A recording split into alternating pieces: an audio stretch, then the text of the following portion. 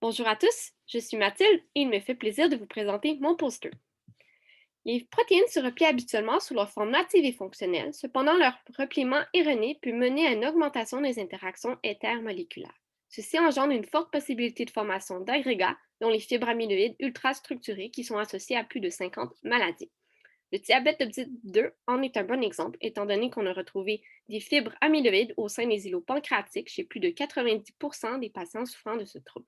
Ces fibres sont associées à la progression et la sévérité de la maladie, augmentent le stress soumis aux cellules bêta pancréatiques et leur composant majeur est une hormone peptidique du nom de IAPP. IAPP est d'une longueur de 37 résidus, possède à son extrémité N-terminale un pont disulfure et une extrémité C-terminale amidée. Sa forme native est aléatoire et sa conformation bioactive est en hélice alpha. Cependant, sa structure riche en feuillets bêta consiste en sa forme pathologique.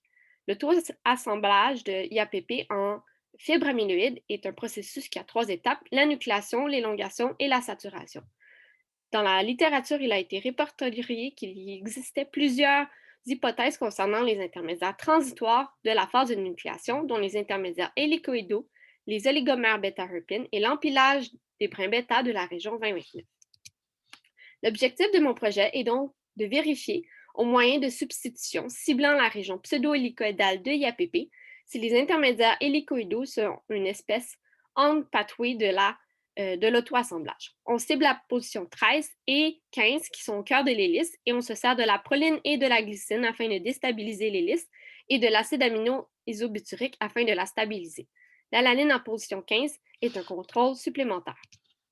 Nous avons évalué l'impact des différentes substitutions sur la conformation hélicoïdale de l'IAPP et on s'est servi du trifluoroéthanol afin d'induire l'hélice alpha. En position 13, la proline déstabilise fortement l'hélice et A et B semblent la déstabiliser un peu. En position 15, la proline déstabilise fortement l'hélice alors que A et B ne semblent pas avoir de réel impact par rapport au peptide wild-type. Nous avons évalué la transition conformationnelle associée à l'auto-assemblage amyloïde chez les différents analogues qui consiste au passage de la forme aléatoire à celle en feuillet bêta. On peut voir qu'en position 13, l'incorporation d'une proline accélère cette transition conformationnelle alors qu'aucun changement n'est observable avec A13A et B par rapport au peptide wild-type. En revanche, en position 15, le retrait du groupement aromatique ralentit considérablement la transition alors que la proline semble accélérer. Du côté de F15A et B, ce dernier demeure sous conformation aléatoire même après 7 jours d'incubation. On s'est servi de la thioflavinité afin de mesurer la présence de fibres amyloïdes, étant donné que sa fluorescence se voit augmenter en présence de ces espèces.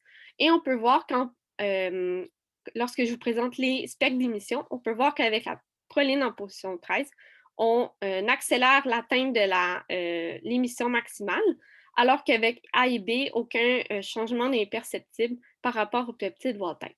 En revanche, en position 15, on a tendance à prendre beaucoup plus de temps avant d'atteindre cette fluorescence avec F15A, alors qu'avec la proline, on accélère cette atteinte de la fluorescence et très peu de fluorescence n'est observable avec F15AB. Les images de microscopie électronique nous indiquent que les analogues en position 13 forment les films après 48 heures d'incubation et que ceux en position 15 nécessitent 168 heures, sauf pour l'analogue F15A et B qui ne forment pas de fibres.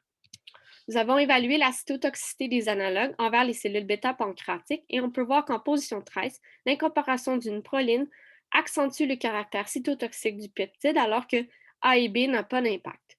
Au niveau de la position 15, l'incorporation d'une proline et d'une alanine semble réduire la cytotoxicité alors que A et B semblent l'inhiber complètement, même à forte concentration. Ainsi, les analogues en position 13 nous révèlent que l'incorporation d'une proline déstabilise la conformation hélicoïdale de IAPP, pouvant accélérer son auto-assemblage et augmenter sa cytotoxicité. En revanche, la stabilisation de l'hélice par A et B ne semble ni moduler l'auto-assemblage ni la cytotoxicité de l'IAPP. En position 15, la perte du groupement aromatique entraîne un ralentissement considérable de l'auto-assemblage. L'incorporation d'une proline, en revanche, déstabilise la conformation hélicoïdale et semble accélérer elle aussi l'auto-assemblage de IAPP, mais réduit sa cytotoxicité. Enfin, la stabilisation de l'hélice par A et B semble inhiber à la fois l'auto-assemblage et la cytotoxicité de IAPP à cette position. Comme take-home message, on peut penser que les intermédiaires hélicoïdaux sont non une espèce quaternaire off-pathway de l'auto-assemblage. Je tiens à remercier le Fonds de recherche Nature et Technologie pour leur soutien financier et l'UQAM pour me donner l'opportunité de présenter mon poster et vous public de votre écoute.